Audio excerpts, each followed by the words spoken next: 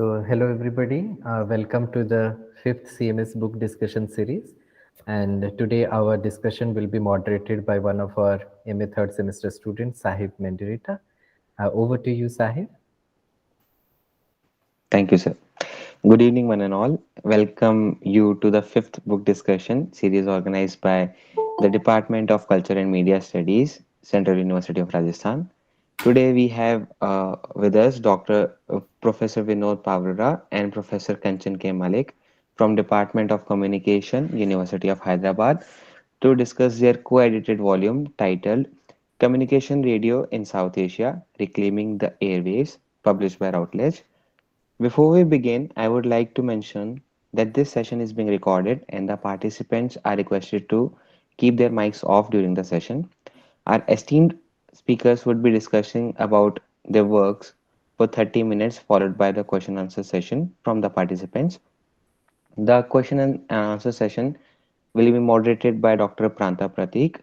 Participants may unmute themselves and ask the questions or may type the query along with their names and institutional affiliation. Now I request Dr. Nicholas Rakra, coordinator of CMS department, to give a welcome note. Over to you, Yeah, sir. thank you, Saib, for inviting me to just put word of welcome. So, uh, on behalf of department and all the participants, students of our department and participants from the different universities, scholars, and professors. Uh, First of all, I would like to congratulate Professor Vinod Pawarala and Professor Kanchan Malik for this great contribution. Okay, this is what I feel that book like Community Radio in South Asia, Reclaiming the Airwaves, I think very significant contribution in the field of communication studies. And this is the area I think need to be done. I think, yeah. And Professor Vinod Pawarala and Kanchan Malik have worked and contributed. This is an important area of contribution in the field of communication. So congratulate you, sir and madam. Okay. Just to introduce Professor Vinod Pawarala and Kanchan Malik, of course, there will be introduction formally, but they are not very new to us and also department, and also in the field of communication they are not new. They are well-known persons. Professor Vinod Paura and Kanchan Malik are very closely associated, related to our department. So from the beginning, Vinod Paura also related to our department. So he has visited several times. He has visited and also met us. Also, there is contribution in our department. And on the side, Professor Kanchan Malik is also presently is a member of board of studies in our department. So like that, they are very closely related to our department, and we feel very much at home with them. Okay. And also we look at them as like for us young learners, we look at them as leaders and also something to be motivated from them. Okay. So with these words of congratulations, I welcome.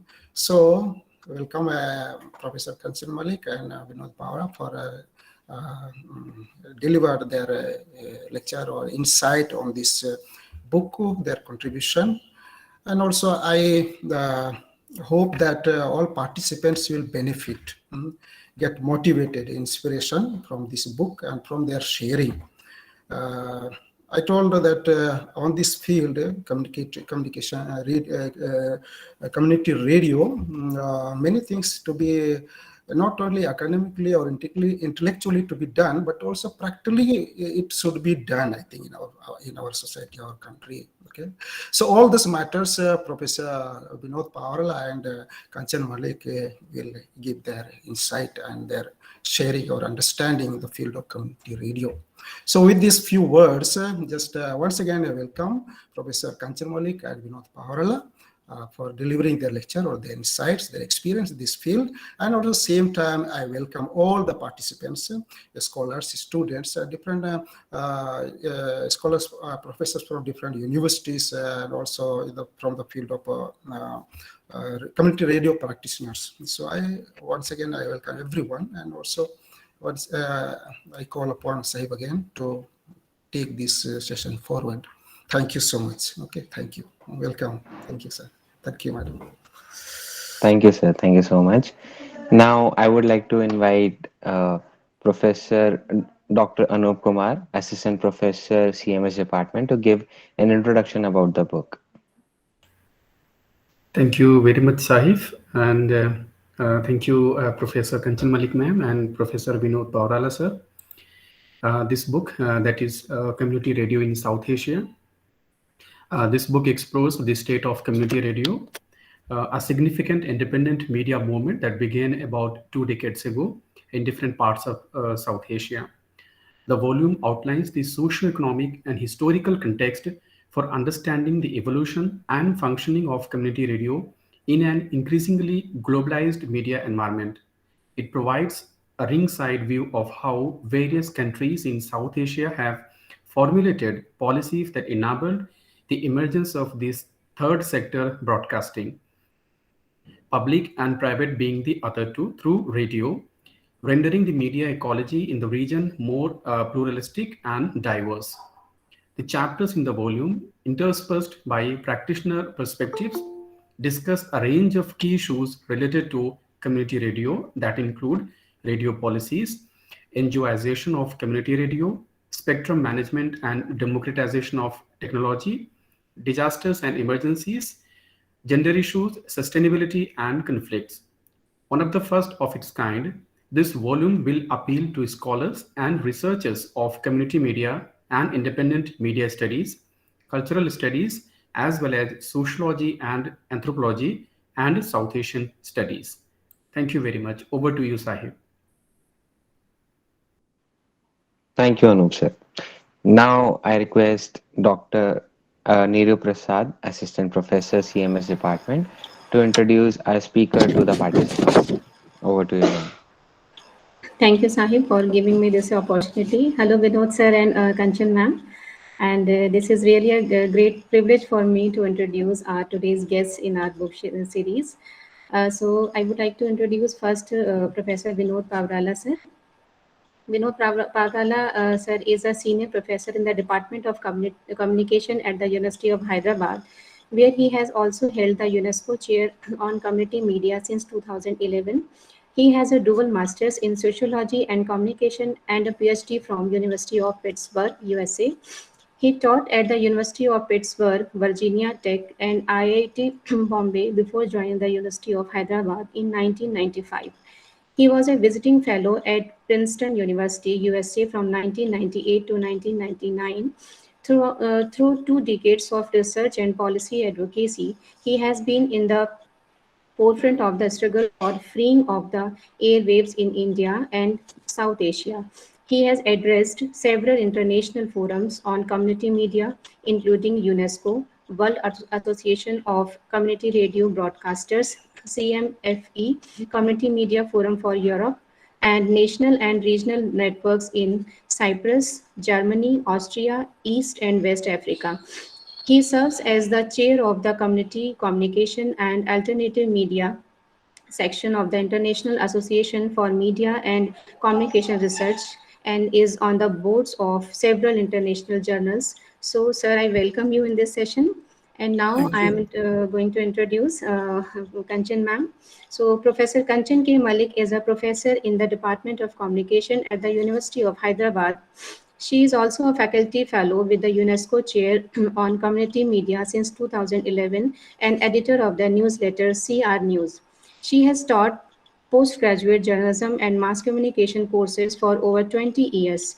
She obtained her PhD in communication from the University of Hyderabad in 2006, the dual masters in economics and in mass communication. She worked as a journalist with the Economic Times, New Delhi for 2 years before choosing a career in academics. She has worked on several research projects and published research papers on media interventions by non-governmental organizations for empowerment at the grassroots level. Her research has contributed to policy advocacy efforts for community radio in India. Her scholarly articles on the gender dimensions of community radio, as well as the course of practice for community media, among others, are widely cited. Her scholastic and research interests include women in community communications, then community media and the public sphere, then journalism studies, media laws and ethics, and communication for social changes.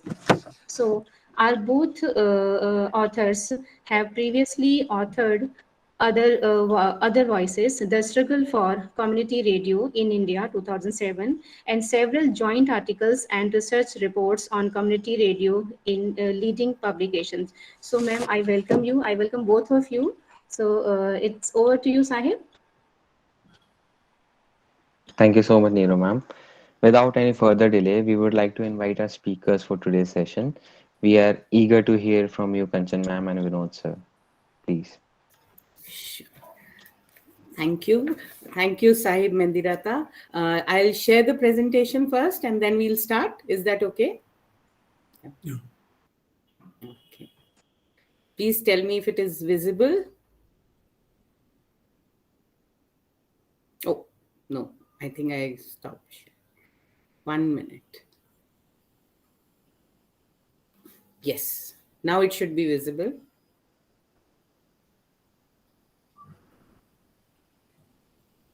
Network is unstable. Yes, ma'am. Yeah. Is it visible now? Yes, ma'am. Yes, ma'am. And I'm audible? Yeah. Yes, ma'am. Yes. You- Okay, sir. I'll start. Kanchan, you want to put it on I've done slideshow? that, sir.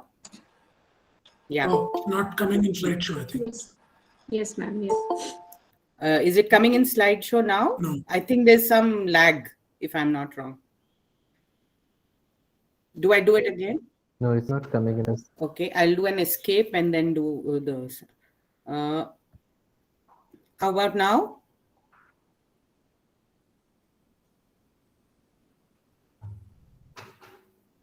Okay, give me a No. minute, please. I'll stop sharing and share again. Yeah, earlier it was coming, but now I think there's some, when we tested. It's in slide show mode now. Is it visible? Not in The slideshow. slide is visible, but not in the slide slow mode. Oh, yeah. On my laptop, it's showing On slide. slideshow. Ma'am, I think you can continue. It's like visible. Ma'am आप क्या कर सकते हैं ना वो drag कर देंगे थोड़ा बड़ा हो जाएगा slide But I'm not So- able to drag because on my screen it is in the slideshow. It is full screen. Yeah. Yeah, it's it is on- full screen. my point is that no need to do full screen, just drag that side so it will be larger, the slides Okay, will be then larger. I'll have to escape from the slide show. Yeah. Pranta, just see again. I've tried to share it I again. This mode is also visible. I think now Ma'am, it is this in screen is slideshow. also Ma'am, this visible. is If you also can- visible. Yeah, this is also visible. Shall I just go ahead and we'll see how it goes? Yeah. Yes, ma'am. Yes, sure, ma'am. Right. Yeah. Okay, I can just, yeah, okay. Sorry about this, but No, yeah, no. okay. I'm just trying to close the other windows. Maybe they are, yeah, no, I cannot close the others because then I lose the Google Meet thing. Okay, I think we'll have to make do with this. So, yeah. This is fine, ma'am. All right. So thank you to the Department of Culture and Media Studies, Central University of Rajasthan, for making us a part of your online book discussion series. Dr. Lakra, Dr. Anup, Dr. Pranta Patnaik, Dr. Neeru Prasad. This is a wonderful initiative to showcase scholarly contributions in the field of media and communication studies. It's a pleasure for us to be here to discuss our book. when we started our community radio journey it was in the year 2000, it was still a phantom we were chasing across South Asia. While in India, the civil society movement for reclaiming the airwaves had just begun in a small village in Telangana. It was Andhra Pradesh at that time. There were a few stations up and running in Nepal, including the much wanted Radio Sagarmatha in the Kathmandu Valley. 21 years later, today, we have over 600 community radio stations in India and Nepal put together, and another 25 or so in Bangladesh and Bhutan. Our book is a collection of chapters by academics, activists, and advocates from South Asia, and they address a range of issues that have arisen over these last 2 decades in the community radio domain. We are indeed grateful to all our contributors for sharing their valuable perspectives on community radio and helping us piece together the multi-layered and complex reality of community broadcasting in South Asia. Kanchan, you want to move the slide? So this is the one, this is the one we stick with. After you have spoken, then I'll be moving to the next slide. Yes. So our thanks, as I said, to all the numerous community radio stations we visited in the region, I'm actually on the second slide. Is that visible? You are on the title slide. No, I'm actually on the second slide, sir. No, it has not moved. It's not moved. Oh, I moved it to the second slide. I think there is a problem. Yeah, now it has come. Yeah, now it has come. Oh, okay. Now it I has don't moved. think it is working in the slideshow mode, so I put it back in the normal mode, right? Okay. Now it has moved. Okay, I had moved it. Sorry about this, but let me repeat my thanks to all the numerous community radio stations we visited in the region who, by opening their doors to us and sharing the experiences, kept us grounded to everyday realities of community radio. I'd ask Professor Pavarala to say a few words before we start the discussion on the book. Yes. I just want to add my thanks to what Kanchan said, to Pranta and Central University of Rajasthan, Dr. Lakra and other colleagues for inviting us to do this. Nice to see one of our contributors, Bidu, here, and hopefully some others may also join. So we are happy to be here and discuss the book. Just to add to the context that Kanchan mentioned, I mean, in 2007, when the book came out, as Kanchan said, the movement was just about beginning in India and Bangladesh and other parts of the world and other parts of South Asia. And now we have the number that Kanchan mentioned. And since then, UNESCO has also established the UNESCO Chair on Community Media at our university, with Professor Kanchan, me, and some other colleagues working together, Professor Vasuki, who you know, working on radio and video as well. And it has given us an opportunity to work with, continue to work with community radio stations in South Asia and in other parts of the world. And this book is kind of a, 2-3 years in the making. I think I should acknowledge Kanchan, who's really, as a lead editor, put in a lot of effort into this, coordinating with the contributors, editing the works and so on. And a lot of people in South Asia have been asking for a book like this that reflects the situation with community radio in the region as a whole. So we are happy to offer this as a small token of recognition of the tremendous work that's going on in the region. Yeah. Back to you, Kanchan. All right. So I'll move to the next slide and hopefully it will work. Yes. I hope you're able to see the next slide, which says background. Yes, yes. Okay, so I've tried to, also increase the size, so hope it's visible. Yeah, thank you, sir. And by way of a background to our book, which of course is titled Community Radio in South Asia, Reclaiming the Airwaves, as many of you here already know, over the years, community radio has gained credence worldwide as an alternative to the mainstream broadcast media. It's also looked upon as an entity owned and managed by marginalized groups, as a tool for sustaining development, giving voice to the unheard, and contributing towards strengthening the communication rights. There is a lot of buzz around community radio in the whole of South Asia today, given the active role that it has played during the pandemic. But even before the pandemic, India had leveraged the potential of community radio stations in facilitating electoral literacy during 2019 general elections, besides other projects that seek to augment democracy, women empowerment, and social change. In Bangladesh, it has been utilizing the potential of community radio stations for mainstreaming participation of youth and marginalized populations in national development, and also for disaster management. Nepal is actively seeking a distinct policy that recognizes its 300-strong community radio sector. Sri Lanka is lobbying with the government to set up autonomous community radio stations. And Bhutan, the Maldives, as well as Pakistan are experimenting with the concept of community radio to explore its long-term prospects in their respective contexts.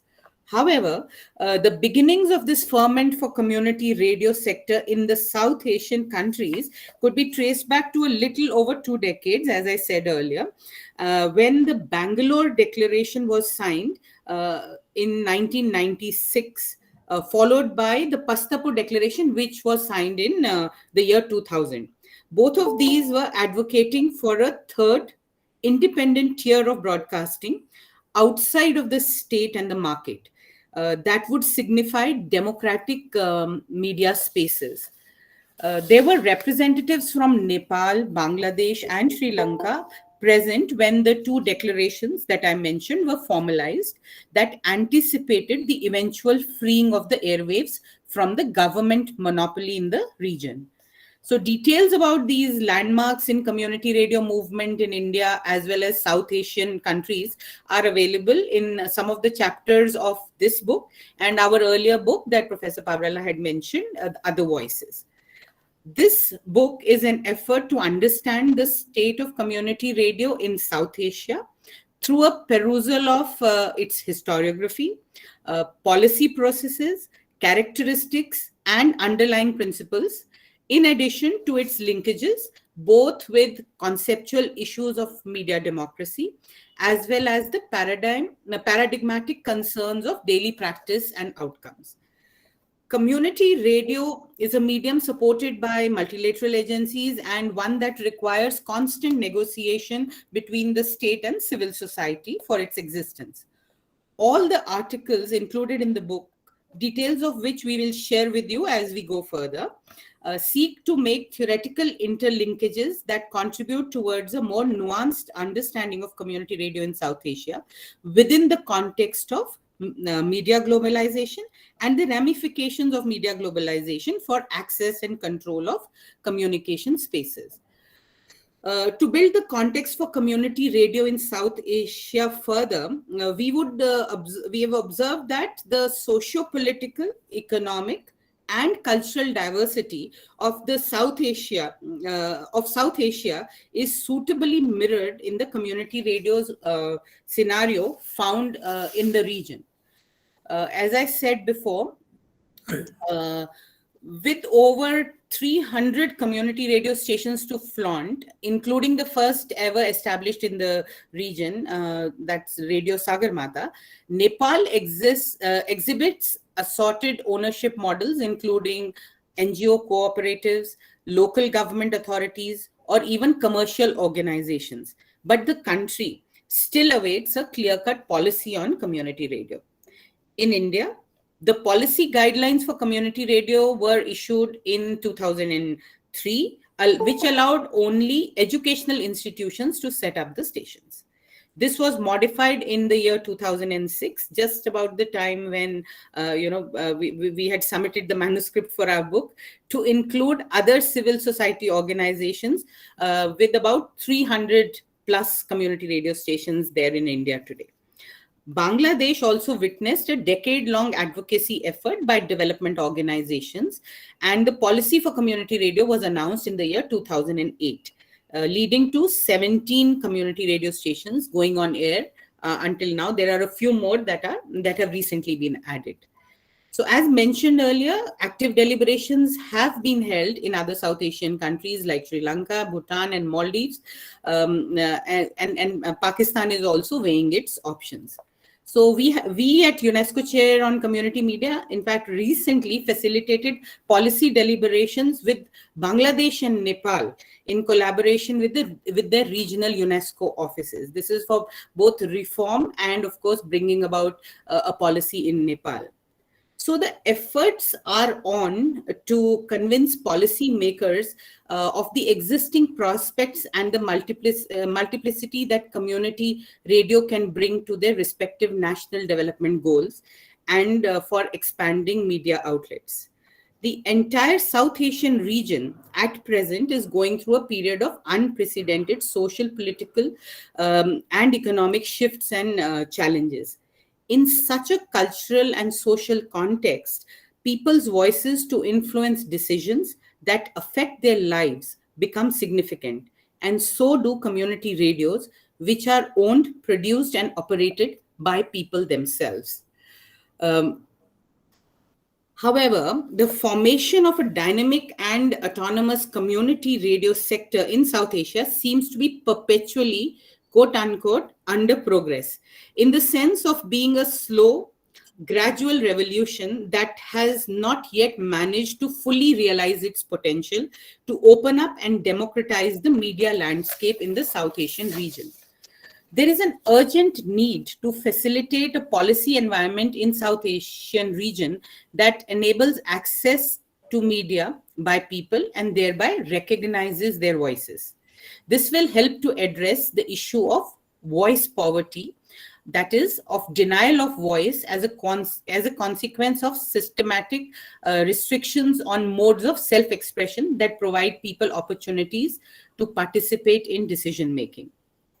Although community radio has become a reality in some of the countries of South Asia, it is not difficult to identify the challenges that make the sustainability of this third tier of broadcasting in the region a daunting task. Some of these hurdles, such as bureaucratic delays in issuing of licenses, prohibitive costs of technology, vanishing spectrum for communities, and declining volunteer support, have been addressed in the various chapters of the book. I'll hand over now to Professor Pavrala to talk about some of these issues that are crucial for a democratic and sustainable community radio sector in South Asia. Sir? Thanks, Kanchan. So am I audible? Yes. Okay. So some of these issues that Kanchan has just mentioned are issues at the macro level institutional environment, which forms the basis for a democratic and sustainable community radio sector in South Asia. And many of these issues come up repeatedly in some of the chapters in the book. So what I'll do is just mention some of these issues, briefly. So one is about the democracy dividend, as we call it, and other scholars have called it. So in order to have a sustainable, autonomous, and vibrant community radio sector in the region, it's very important that there is a democratic ecosystem in the region, right? And, there is electoral democracy, liberal democracies, in various parts of the region. But what about a more participatory, deliberative kind of democracy? I mean, if you look at typology of democracies by political scientists, you will see this. I mean, if you follow this typology, South Asia as a region has had some substantive and procedural democracy. However, for community radio to find fertile ground, to take root and grow in a healthy manner, it needs to promote, the ruling establishments in the countries need to promote a concept of democracy that is more participatory, more deliberative, and egalitarian. So you not only need the superstructure of a procedural democracy, but you also need people to imbibe democracy through greater citizen engagement and participation to be able to discuss and deliberate issues that matter to them. So only then will community radio and alternative media really get energized and reinvigorated in the region. So if you look at Nepal, for example, it has had a very volatile political situation, had difficulties with formally adopting a new constitution for years, and community radio consequentially doesn't have recognition as a distinct entity or a clear policy recognizing it, like in India and Bangladesh. In Sri Lanka, they have had some experimental radio projects for a long time, but the extended years of civil war, the steady decline of civil society in the country have made it very challenging for Sri Lanka to have an autonomous community radio space, which it still doesn't have. I mean, after the presidential elections 5 years ago, some possibilities opened up for civil society, but there are still some serious human rights concerns. And it's only, 3-4 years ago that activists have come together to once again start the discussion around the issue of having an autonomous community radio sector in Sri Lanka. In Bangladesh, while they do have a recognized community radio sector, there have been incidents of violence targeting independent secular bloggers, against media persons.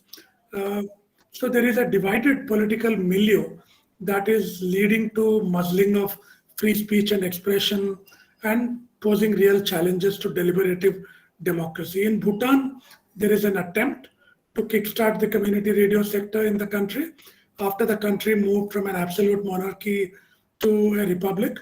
And there is some work that just started around NGOs having community radios. India does have a robust community radio sector, has had an energetic civil society, which is increasingly facing all kinds of challenges in the last 7-8 years. And there are, disenchantments within the community radio sectors because the numbers are really growing at a very slow rate. I mean, we have had community radio for about 16-17 years and with about 300 community radio stations, right? And so very few licenses are now being handed out to civil society organizations. Many more educational institutions are beginning to get licenses. So, I mean, this is sort of the picture of democracy and the larger democratic institutional environment within which South Asian community radio works. Next question, yeah. The other issue is, while community radio is widely recognized and identified with civil society groups and NGOs have been legitimate actors in the establishment and operation of community radio stations in many countries across the world, especially in South Asia. It has led to some anomalies, as we see it. And, the idea of media as a tool for development has been a justification to demand for community radio in this country for about 20 years. The problem has been talking about community radio only as a means to communicate development makes it fall into the trap of the post-colonial nation-building project in which media are mobilized for national development, which is a very old paradigm going back to Wilbur Schramm and others. Now, this dominant paradigm of top-down communication still seems to prevail in some ways through the work of the NGOs. I mean, the NGOs seem to take on a pedagogical role to offer appropriate instruction to the masses and somehow undermining people's right or ability to express themselves as citizens and failing to recognize people's roles as active drivers of change. And there are other issues, I won't go into details. For example, financial support to community radio stations, which makes them dependent on the parent NGOs, on donor agencies, and increasingly on various ministries and agencies of Government of India, right? So while many stations adhere to the democratic principles of genuine grassroots community radio in India, the the funding model, the development imperative, and so on, and I have been writing about it in other places, including in this book, about the NGOization of community radio, which is leading to some kind of stultification of standardized genres of programming, formats of programming, and somehow belying the promise of community radio as an innovative sort of a medium, which will break into new formats and new frameworks, right? And of course, in terms of NGOization, Bangladesh, of course, is a classic case. I mean, NGOs are very prominent and international donor agencies are very prominent in Bangladesh's economy. And there are only about 17 stations right now in Bangladesh, but many of them are within the ambit of an NGO kind of a framework. In a context, a national context where NGOs have become, like some scholars have pointed out, a franchisee state, rather than being independent, autonomous civil society entity. Yeah, so this is another issue of concern and worry in South Asia, the NGOization issue. Next, yeah. So we have been saying that this aspect of communication rights, going beyond using community radio to articulate development needs of people, communication rights, going beyond freedom of opinion and expression to include areas such as democratic media governance issues, participation, and promoting one's own culture, linguistic rights, and so on, have not been given the same degree of prominence, at least in the Indian context, but you also see this in other parts of South Asia. So we believe that community radio must go beyond providing communicative spaces where people can openly participate in discussion and debates and act as arenas for contestations over power, to challenge the spiral of silence induced by the standardized, globalized media, right? But regulatory frameworks in India and Nepal, in Sri Lanka, have made the use of community radio to articulate communication as a right has been somewhat inhibited. Of course, in India, community radios are barred from broadcasting anything considered political. They are also barred from broadcasting news. So anything that says news is not allowed on Indian community radio. And there are a lot of restrictions also in Bangladesh, which primarily defined itself as a development radio. Yeah. Okay. Finally, I mean, this whole idea that Kanchan also mentioned about reaching the unreached and the unheard has also been quite challenging. The opening up of the sector in South Asia as a whole, and countries like India and Bangladesh and Nepal in particular, the apprehensions about security arising out of disruptive activities of various non-state actors in the region has meant that they have been very cautious in opening up the sector, right? And whereas there are international examples like in Latin America, in Colombia. Colombia, for example, has for decades been a basket case for all kinds of violence, paramilitary violence, drug violence, and so on. Community media thrives in that country, right? Because they have used community media, as Clemencia Rodriguez has put it, to reconstitute symbolic universes that have been disrupted by violence.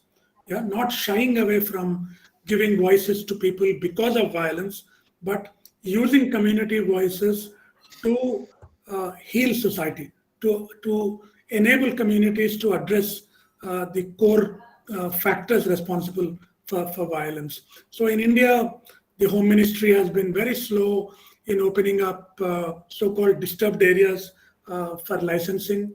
Entire states and regions classified as disturbed areas has been very problematic.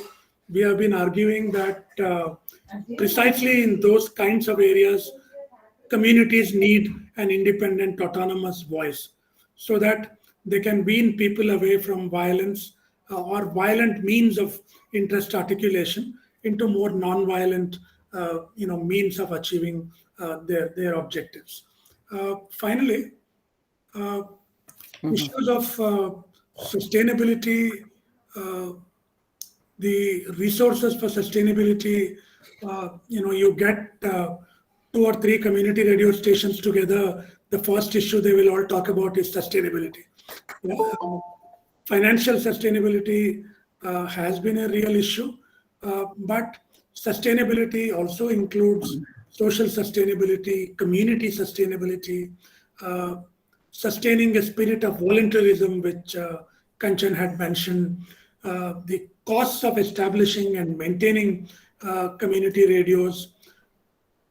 Many activists and campaigners in the region have been talking about the need for setting up public funding of community radio as something that is desirable, because this is, after all, a public resource. But almost all countries in the region have been shying away from creating this public funding. India has some kind of community radio support scheme, but it is entirely run by the ministry, not as an autonomous public fund to which stations can stake claim. Yeah, it is done in many other parts of the world. We have been advocating that. Right. Okay. So in addition to the issues that, Professor Pavrala has mentioned must be addressed, another major factor that can contribute to strengthening community radio in South Asia and also contribute towards its sustainability is the culture of self-regulation and peer review.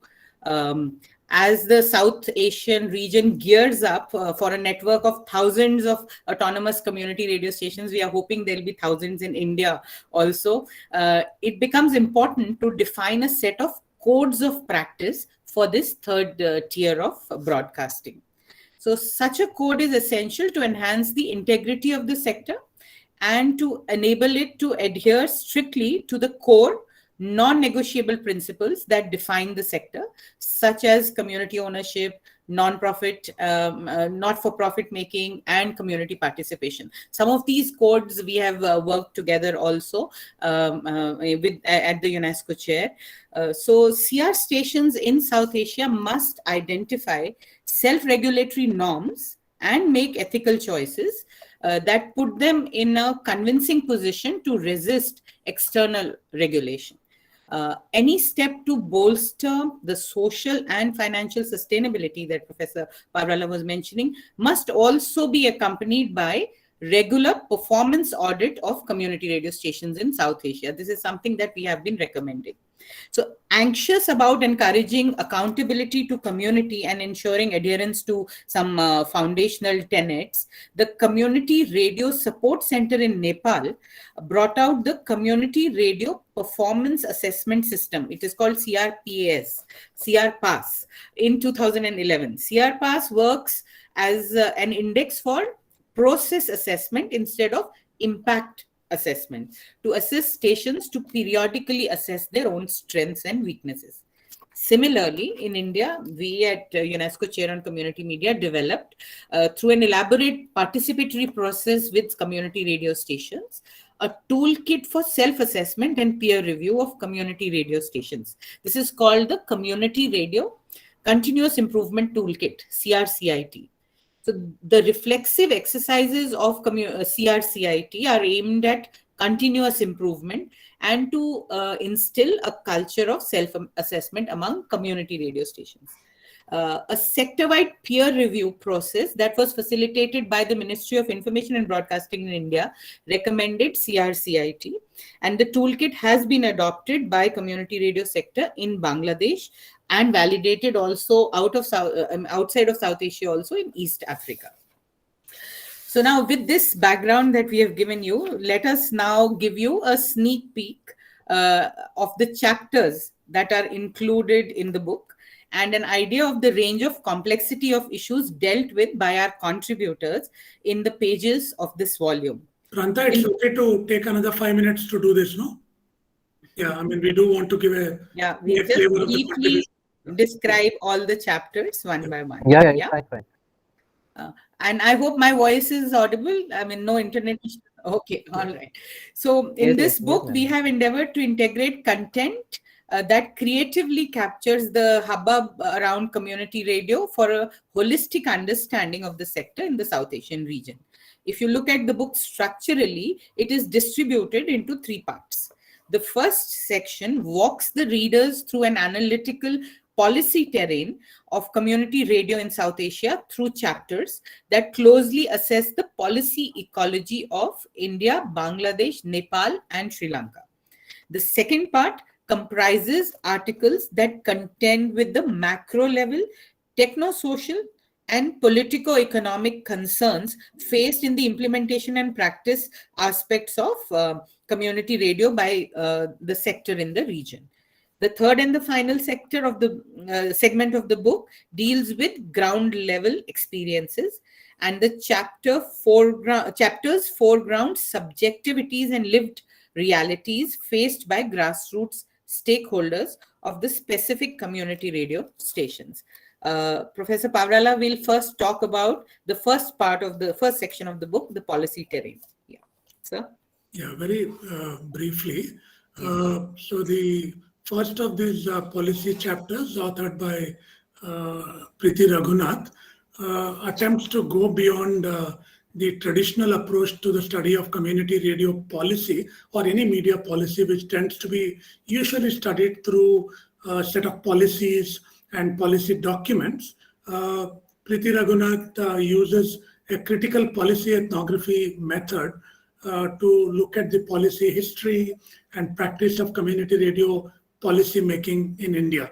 Of course, our larger work includes other parts of South Asia as well, but this book has a chapter specific to policy making in India.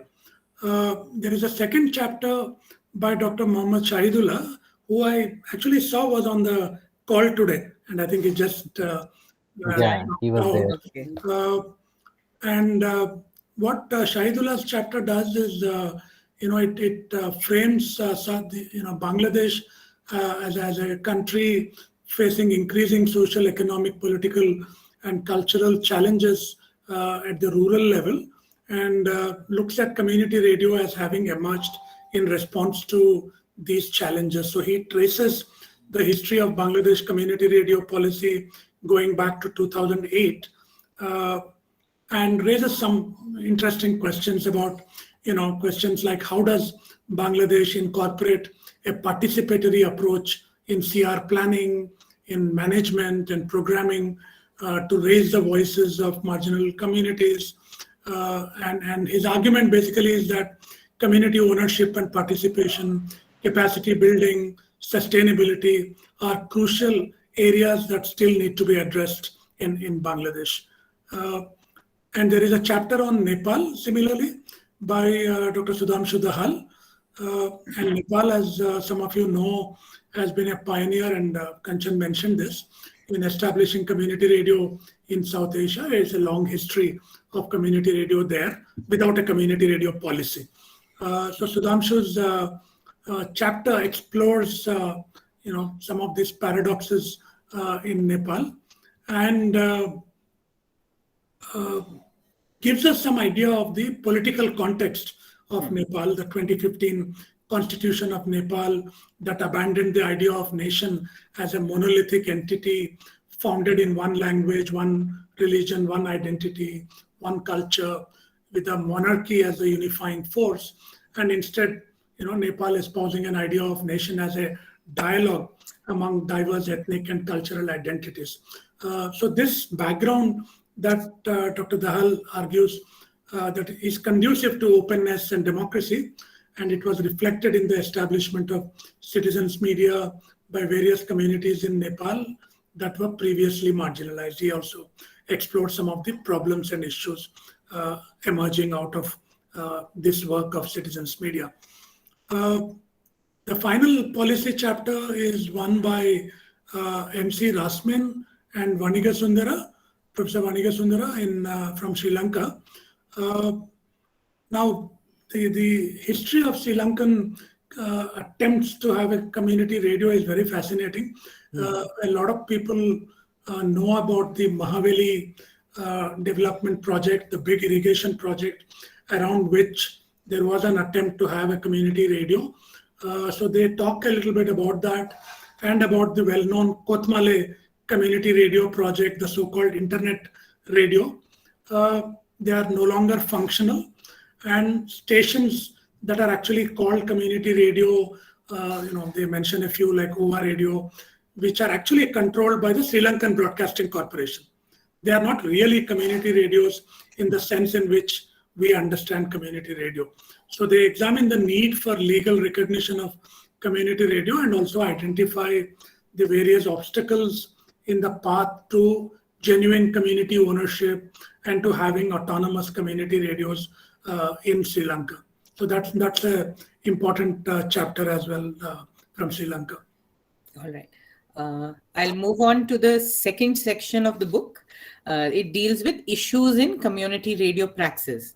And the first chapter is in this section is by Professor Vinod Pavrala, and he makes a case that civil society organizations, media activists and advocates who ran a campaign for opening up of airwaves from about the mid-1990s to early 2000 had emphasized, as he had mentioned earlier also, the potential of using community radio for development rather than foregrounding what seemed to be the more radical framework of communication rights. However, the research and experience over time has compelled him to reflect critically on the role of civil society organizations in the development of community radio in India. This chapter critiques the pitfalls of NGOization of community radio and with some concrete cases, and explores the possibilities for recovering community radio from being beholden to NGO goals and donor agency agendas.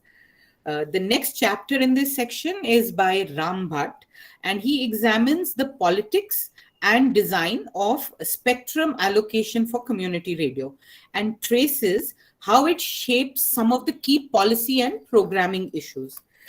Electromagnetic spectrum and its use are often seen as a technical issue without going into the social and cultural implications for the media and communication sector that uses this spectrum as the backbone for wireless distribution. So this chapter maintains that technology is rarely neutral or innocent, rather it reflects the wider political economy. While the chapter focuses specifically on community radio spectrum allocation in India, some of the processes that guide this spectrum allocation policies could be used to draw broader conclusions about how technologies are deployed and their social, political, economic, and cultural consequences in any given society.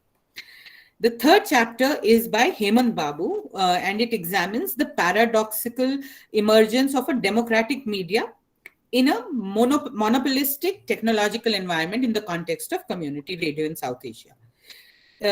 In its philosophy and practice, community radio promises to give equal access and control to the communities. However, the medium is heavily dependent on technology, which is historically known for creating a hegemonic relationship among practitioners and technology providers. So what the chapter does is it stresses that for independent media, open and independent technology is an absolute prerequisite. The chapter attempts a comparative analysis of regulatory approach towards transmission and audio technology prevalent in India, Bangladesh, and Nepal. So you'll take on the next 4 chapters.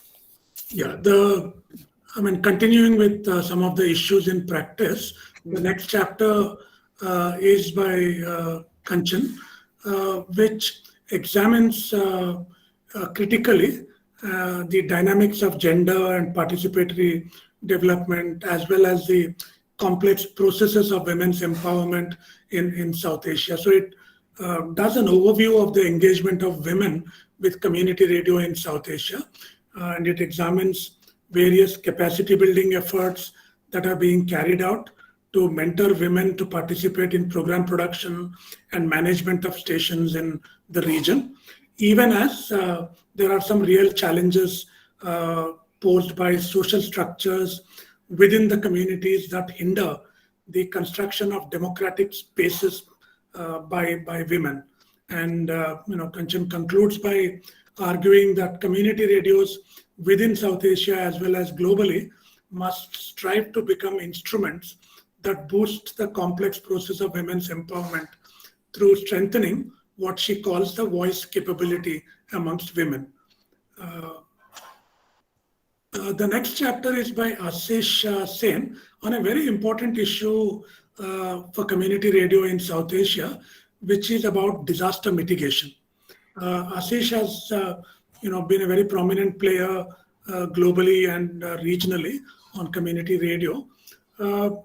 His work looks at the absence of appropriate policy reform that contrasts sharply with countries like Indonesia and Japan, other disaster-prone countries, which have provided and made spaces for certain kinds of community-based media initiatives.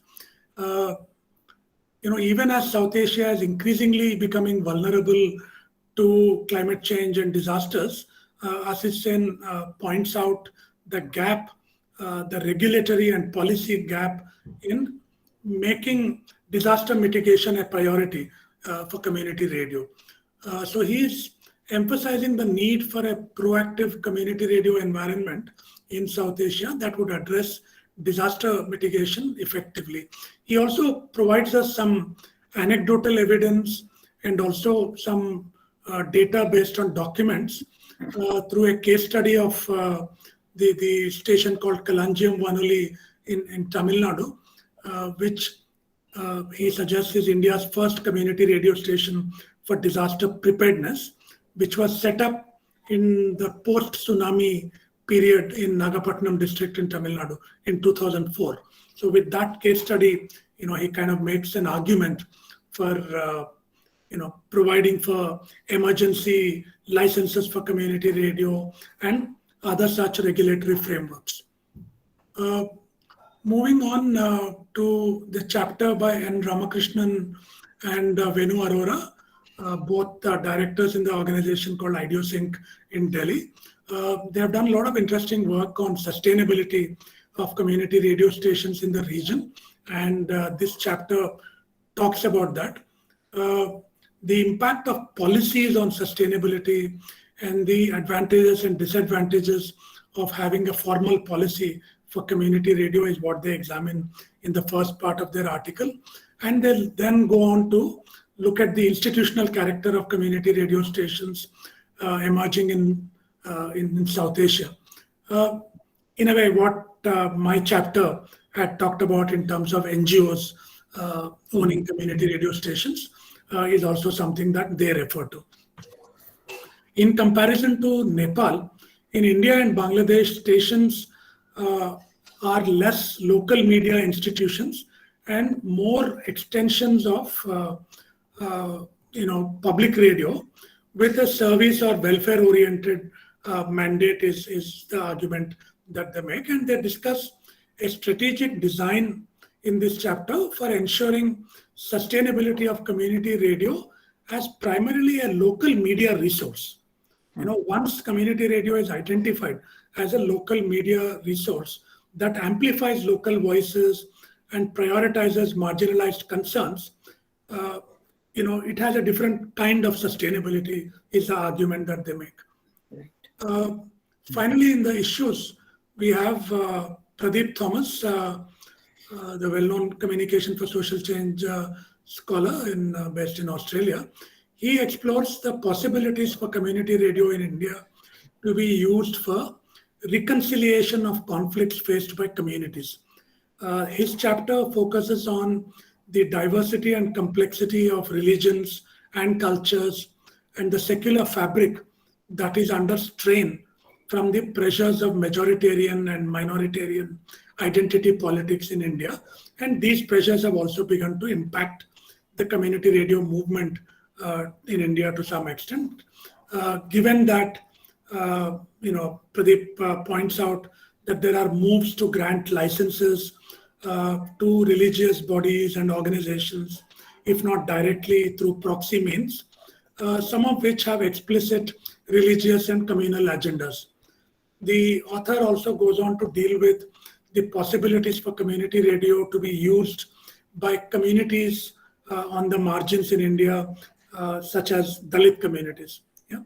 So the chapter makes the case for grounding of community radio in India in values that are supportive of the interests of communities and that strengthen local values and livelihoods. All right.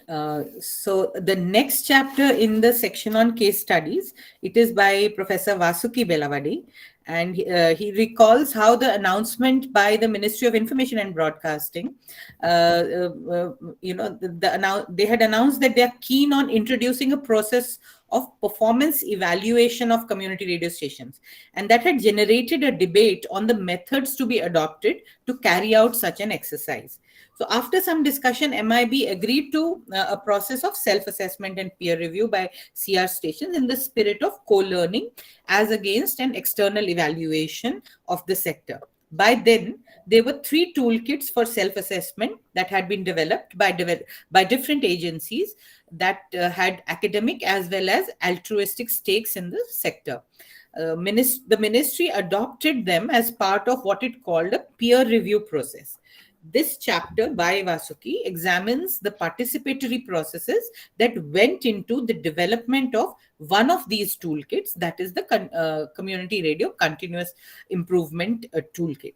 The next chapter we have is by Madhavi Manchi, and Madhavi Manchi considers her chapter as an attempt to move away from an anthropocentric understanding of media technologies.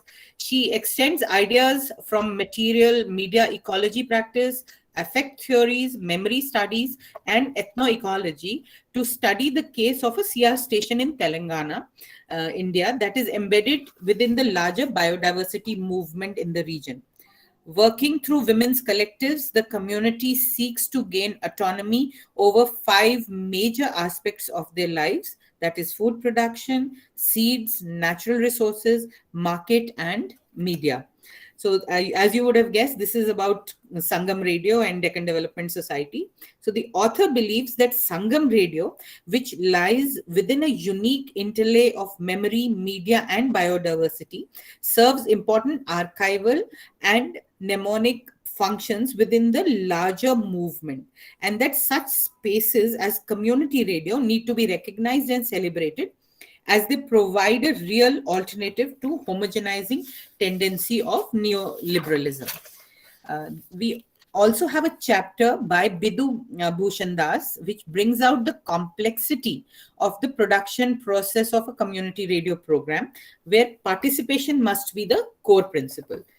The juxtaposition of the implied meaning of Chopal as an open public space with how it is a site of power hierarchies in its day-to-day functioning in a village system reveals the challenges faced in program production. So this chapter, based on an ethnographic study of a community radio station in Bundelkhand region of India, explores the role of community radio in the promotion of grassroots democracy, where the society, culture, and economy are not quite democratic. He has done in-depth ethnographic work in that area. So the program Gaon Ki Chaupal or Village Chaupal, produced by two community radio reporters, to have improved. It seems to have improved people's involvement in community radio programs. But what he's trying to say is that it is not simple to produce and broadcast such programs in feudal society. So that's his argument. And finally, we have a chapter by Priya Kapoor that examines how the Himalayan communities, whose youth are mobilized by the incidents of Tehri Dam and Chipko movement, have indigenized the seeming globality of climate change to help their communities during recurrent disasters, especially floods. So the author has studied how community radio sites are sites that assert identity and agency of local youth from Tehri Garhwal region to serve as indispensable intermediaries when floods paralyze life in the region. The author provides theoretical insights into the confluence of scholarly discourse of disaster and risk, climate change, and community media to assert that community radio has strong synergies with issues of climate change, especially during the instance of natural disaster. I'll hand over to Professor Pavrala to talk about the boxes and, of course, conclude the discussion also. We've taken a lot of extra time, I guess. Yeah, we are almost done. This is always a challenge to present an edited volume, because you also want to do justice to your contributors, because the book is ultimately theirs. Right. One of the features of the book I just want to mention for those of you who have not seen the book, each chapter in the book is followed by a boxed story about community radio that is broadly related to the theme of that chapter. So these stories, some in the form of interviews, some in the form of reports, some of them that have appeared in CR News letter that Kanchan edits and brought out by the UNESCO chair. They serve as chapter separators, but they also give readers a flavor of the real world happenings in the community radio sector in South Asia in the last decade or so. And it also foregrounds the voices of some of the significant actors, grassroots practitioners, and enthusiasts in the field. After all, as the late Zaini Ibrahim, the legendary South African community broadcaster, put it, community radio is 99% about community and only 1% about radio. So we just wanted to make this gesture of bringing community voices through this kind of a structural element in the book.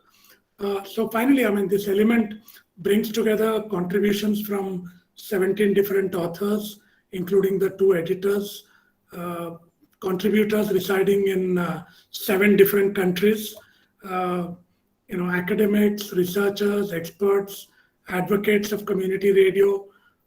So it was a challenging book to put together, and no wonder we took a while to do this. And we thank once again all the contributors for enhancing the value of this book as a collected work on community radio in South Asia. So let me thank the organizers, Pranta, Dr. Lakra, other colleagues in the department for inviting us and giving us this opportunity. So if there is time, Pranta, if you have not eaten too much into your time, we can take a few questions. Thank you so much. Thank you, Pranta, and thank you others also. You see 2 pictures here because the first one, the picture which is below was the international edition, and the above is the South Asia edition. Thank you. Thank you so much, Professor Vinod Pavrala and Professor Kanchan Malik, for putting together such a voluminous work into a very organized, thoughtful, and indeed insightful perspective. And I think this book would be quite resourceful for the students who are working in communication and in future for community radio as well. So now the floor is open for any kind of questions, comments, and discussion with the authors of the book. We have the contributors as well over here. Vidhu is over here. I believe Sahidullah sir would also be over here. So if there are any questions or comments, participants, please feel free to raise your hand or unmute yourself, and or you may type in the chat box. Yeah, Mr. Anirudh Jaina, please go ahead. So thank you so much, Pranta sir, for the opportunity, and thank you so much, sir and ma'am, for that interesting presentation. So there is no doubt that this new edited volume in so many ways enhances our understanding of community radio in South Asia, and it does that quite significantly as well. So my question is related to the very ethos and idea of community radio. Of late, it is quite visible from the recent development that the state, the so-called state, is quite effectively and aggressively appropriating the idea of community radio as a grassroots media, using it just as a mere purveyor and disseminator of government policies, programs, forums, propaganda, and agenda to some extent as well. And this is fine to some extent when it comes to government advertisement as a means for earning something or sustainability purpose of community radios. But do you think this aggressive evolution of community radio as a mere development medium, which is sponsored and curated by the state, is diluting the very ethos of community radio as an alternative media that is supposed to be independent, free, radical, democratic, and participatory in nature, which primarily aims at strengthening communication rights and amplifying community voices at the margins? And how can the advocacy and activism prospects of community radio as alternative media can be re-emphasized again? Thank you. Kanchan? Yeah. First of all, I thought Anirudh will give a comment and not a question. So because, I think he's doing a lot of work in this area also. And I think the answer to your question lies in your question itself, right? So, if we look at community radio and the ideal kind of community radio that we are talking about, when we link community radio with things like, the beginnings are, linking it with ideas of media democracy, right? To giving voice to the unheard. When we say that it is a medium outside of the state sector and the market, when, these are the basis for talking about community radio, then, the state taking interest is interesting to support community radio, right? But it should do it in a manner that it doesn't lose its essential character, right? Otherwise, why is there a need for a third tier of broadcasting if, it has to become something like the other two sectors that we have, right? They are playing their own role. So let them do that, but let community radio have a distinct identity. And one thing that we would like to say about, community radio is that it can happen if it follows some of the non-negotiable core principles of community radio. So we have a set of codes that we have in mind for community radio sector, which I feel if it follows and there is self-regulation, right, then this kind of encroachment, let's say, or appropriation of community radio may not really happen, right, if those rules are followed. Having said that, sustainability, of course, is an issue. And if you actually talk to the practitioners, there are issues that they are talking about. And one of them is, of course, financial sustainability. The reply that we as UNESCO Chair on Community Media, all of us give is usually that, if there is social sustainability, if there's a buy-in from the community, then this is something that can be tackled. So you like to add? No, I mean, just, a sentence or two. I mean, what Anirudh was talking about, the increasing, emphasis on community radio as some kind of a purveyor of information, about last mile programs and so on. The so-called last mile delivery platform of state policies and so on is actually something that I'm taking on tomorrow at another platform. But so you're sort of preempting that discussion. But I take your point. I mean, it's one needs to be critical about that construction of community radio as just a last mile delivery mechanism of things coming from the top. Yeah. Absolutely. And I think because of COVID, some of that has, also happened, because there the information dissemination function of community radio got more focused than, the participation of communities, which was not so simple at the time during COVID, right? Yeah, Bidu Thank has you, sir. raised. Yeah. Thank you, Anirudh. Bidu, you had. Thank you, Pranta. I convey my regards to Central University of Rajasthan Department of Media and Cultural Studies team and the editors of the volume, Professor Binod and Professor Kanchan. I'm really privileged to contribute one chapter, which is very much, you can say, very much critically edited, and it's a great collection for the students and practitioners who are working on community radio. This is not a question regarding the book. I'm privileged to contribute to this book, to this volume. The question is, if you wish to edit one more volume, so what perspectives or what new ideas or new cases you'll include in that new volume? And is there any future plan? I have a Good. Go ahead, sir. I have a title ready, Bidu, but I don't know what to put into it. I'm thinking of the discordant notes in community radio,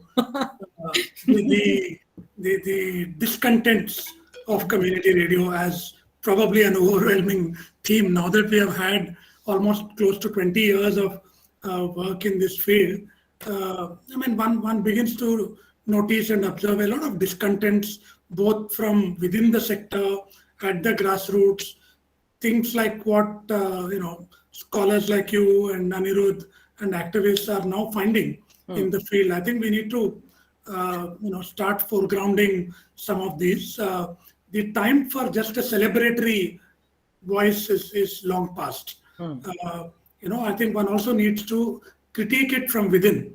As admirers and supporters of community radio, we should raise these kind of questions. Yeah. And Bidu, will come back to you for a contribution if we are doing that. Yeah. Yeah. Yes. Another idea is, to be also talking about cases, another book where we have, curating experiences from the field that Professor Pavrala had mentioned, right? That voices from the field. If we could help, help in the sense of facilitate people who are practitioners of community radio to share with us their actual experiences of doing the work, right? And in that, I would be interested in the women empowerment initiatives, of course. So maybe something like that. Thank you so much. This time what we'll do is, with each of the contributor, we should have one community person also, being an author. That will be nice, yeah. Yes. Yeah, thank you, Bidu. And if there are any other questions, comment. Okay, I have one curiosity. It's not a question or a comment, because when one of my MS student was working on community radio in Tilonia over here, and we presented a paper in Pune where Bidu was working, and we were asking this question of community. So it was rethinking the community in community radio. Yes. And we have Kanchan ma'am, who has worked on women and community radio.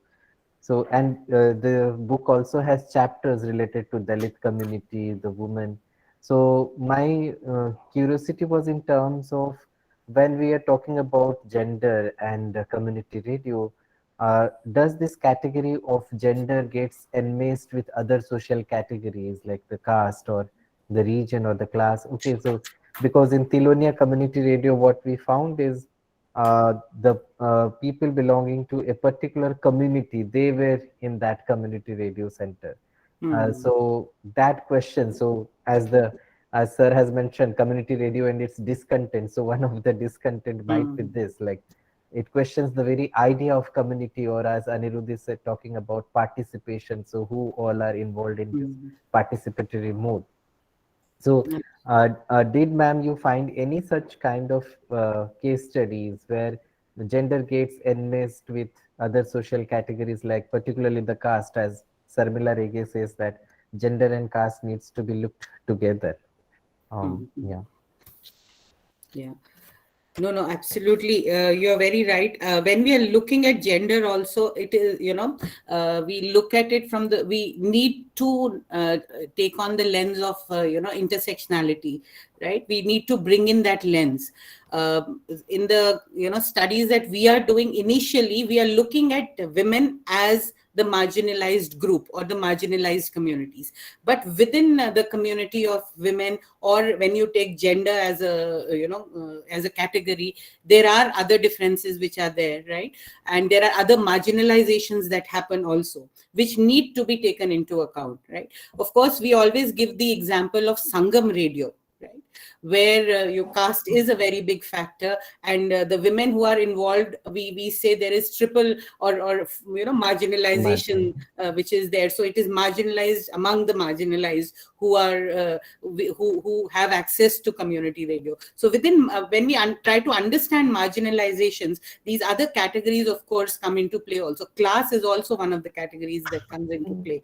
So all of this needs to be taken into account for a deeper analysis of how community radio is catering to empowerment. And that's one thing we need to bring in. I'm planning to bring in when I'm further working on the idea of voice capability, right? How intersectionality plays into this whole experience of empowerment that women go through, right? Especially when they are community media producers. So that's a very important aspect that you have pointed out. So you like to add? No, I think that's adequately answered, I think. Yeah. Sir, I also have a quick question before Nicholas sir has also raised his hand. Just wanted to know sir's view, Vinod sir's. Like when I'm going through this discussion, I was also reading along with Amartya Sen's idea of justice and how the capability approach is being included. Can we consider community radio also as a kind of providing a platform for this capability approach? And if this capability approach is incorporated into this community radio, but on the other hand, we have the social structure as well that is impinging upon. So how does this tension between the state and the civil society, which community radio thinks of mediating, that needs to be overcome, or that needs to be examined? And if the development discourse can be framed beyond merely provision of material benefits, but also stretch it to talk about development as a human right. Yeah. I mean, then you can, bring in other perspectives of Amartya Sen. Yes. Like he talks about right to communicate, which very, very very much a part of. Issues of justice, of course, are very central to his work, which are probably very productive ways of using the development lens in a different way. In the community radio sector. Yeah. When we use the human development and capability approach, also we bring in the ideas of agency and freedoms. So the voice capability is going to take into account some of those issues also. The politics of voice, along with issues of freedom, agency, and of course, social justice.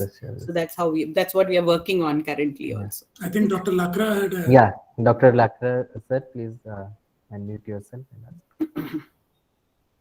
Yes, sir. Yeah.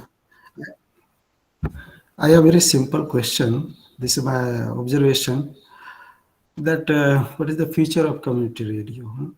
So ideally speaking, and as per we understand, the basic concept of community radio is that it is very good for promoting the democracy or participatory democracy and raising the voice of unheard, things like that. But in our country, what we see that this kind of means of communication is not that supported, or we are much lagging behind than other even small countries like Nepal and Sri Lanka and Bangladesh, like that. So, and whereas we talk about our country is a democratic country, but the very democratic means of communication is not that supported. Okay, that is my observation. And what is the future of community radio in the wake of digital communication, whereas there is a lot of popularity of audiovisual communication. Okay, so in that, how community radio can fight it becomes a very means of communication for ordinary people, whereas the YouTube channels and things like that, social media is overtaking. So in that context, in this situation, how this community radio can do. Okay, so there are two things major that how community radio can be supported in our community. Okay, so how community radio also play a greater role in the wake of digital communication. This is another thing that I see, that community radio, whereas in should be communication of community.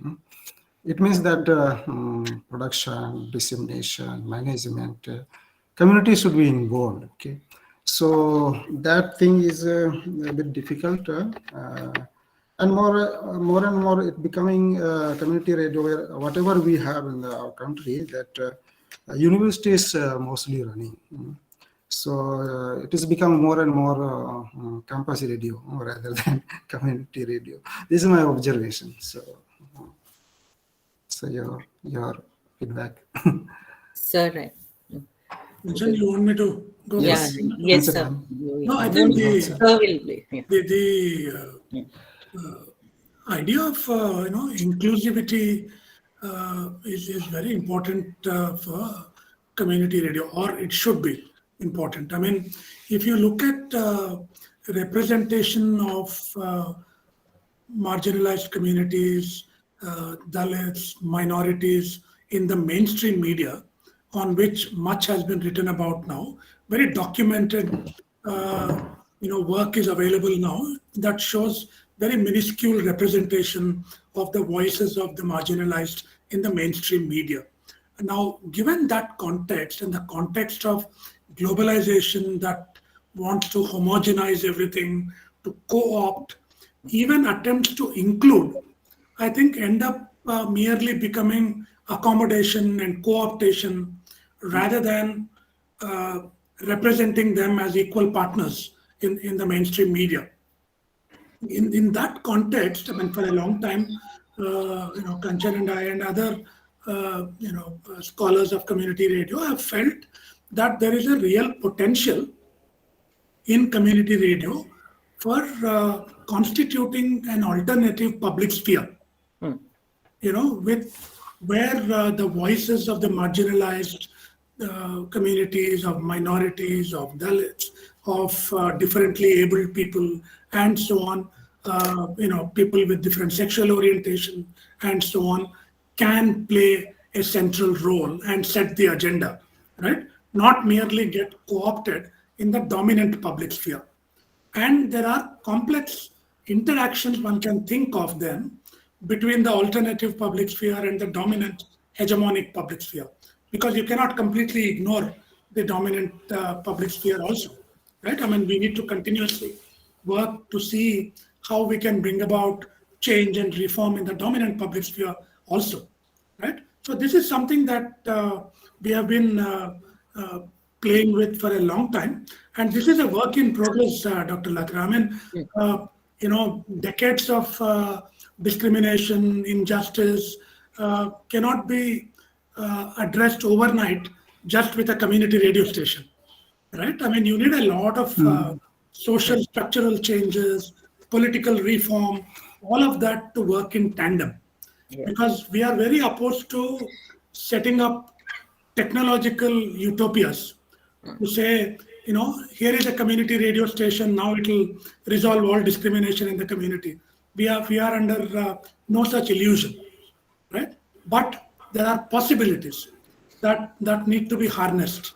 But it also needs a supportive political, social environment for that to happen. Yeah, so that an answer to one larger question you had. Kanchan, you want to take on his second, Dr. Lakra's second point? which is related to the relevance of community radio in the digital world. Is Yes, that yes. kind of thing? Yeah. So we've been arguing, Professor Lakra, that we shouldn't, as far as community radio is concerned, we should not get into the digitizing community radio in a hurry, right?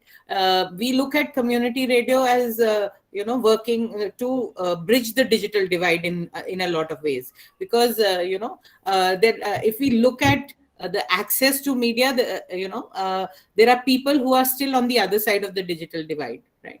And through community radio, we are able to reach out to those communities, right? So I think there is relevance of community radio in the digital world also. Even during pandemic, if you see, they're not, the information could not reach people only through the digital media.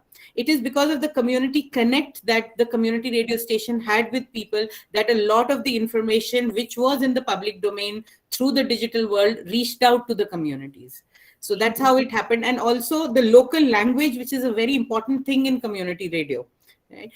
The community radios connect to their communities in the local dialect completely, right? So they reinterpret a lot of information and in the context of the local culture, as well as in ways that the community can comprehend. So I think there is still space for community radio, even as we move towards digital India. Kanchan and I are among the last of the analog missionaries in the country. We are not giving up on the analog space. I mean, we are not completely bought into the digital dreams that are being doled out. Yeah, we need to see how FM frequencies, the spectrum will continue to remain available for communities to articulate their voices. I mean, even if the mainstream media abandons the analog space, we have been saying just give those frequencies to communities. Yeah, we'll continue to run in analog. Yeah, at least, I mean, we are not opposed to digital, but one cannot just jump on the digital bandwagon as if, these digital divides don't exist. Right. And as Professor Bavrala had mentioned about Zain Ibrahim, community radio is more about connecting with the community rather than just about technology. So the whole process of community media making is what is the important thing. So as long as we keep connecting with the communities, which you also mentioned, the participation of the communities is not so simple, but yeah, as long as we keep involving the communities, that will be the way to go.